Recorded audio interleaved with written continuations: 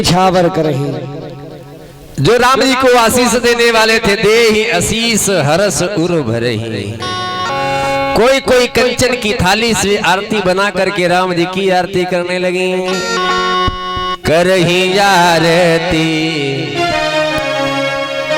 आरती हर के, करही आरती आरती हर के।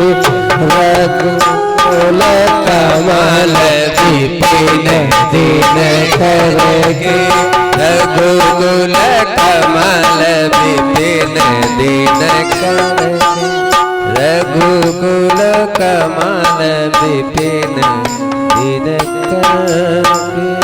सुंदर शकुन होने लगे।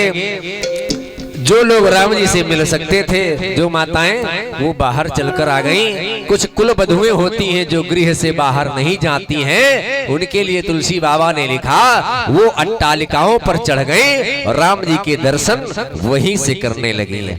आज राम जी ने बड़ा अचरज वाला काम कर दिया। कौन सा?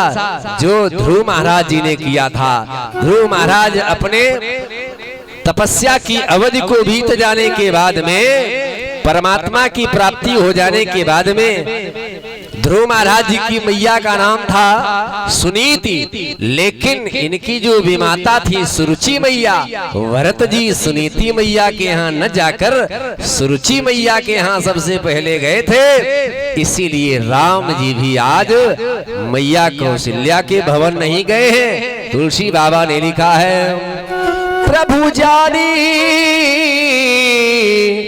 प्रभु जानी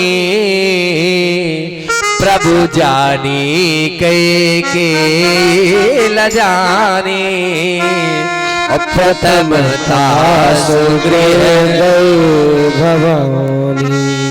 अब आप लोग सोच रहे होंगे राम जी उनके यहाँ सबसे पहले क्यों गए? ध्रुव महाराज जी सुरुचि मैया के यहाँ सबसे पहले क्यों गए?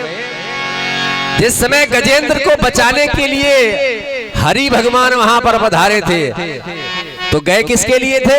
हाथी के लिए। लेकिन सबसे पहले बेड़ा पार किसका किया? जिसने पैर पकड़ा था। पैर किसने पकड़ा था? ग्राह ने।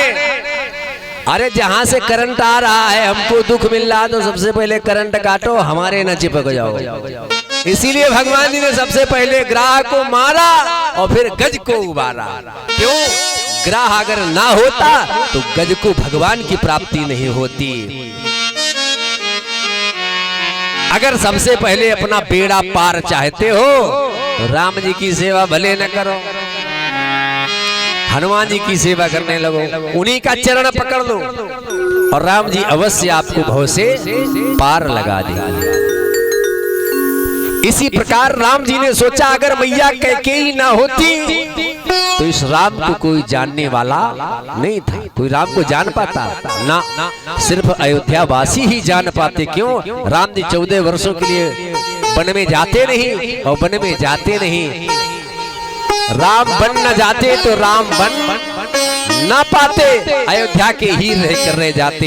इसलिए मैया कैकेयी को सबसे पहले राम जी धन्यवाद देने गए हैं। माँ, पुत्र के जीवन में आप जैसी माँ का अगर योगदान हो जाता है तो वास्तव में वो पुत्र शिरोमणि कहलाता है, जिस पर माँ की कृपा हो गई।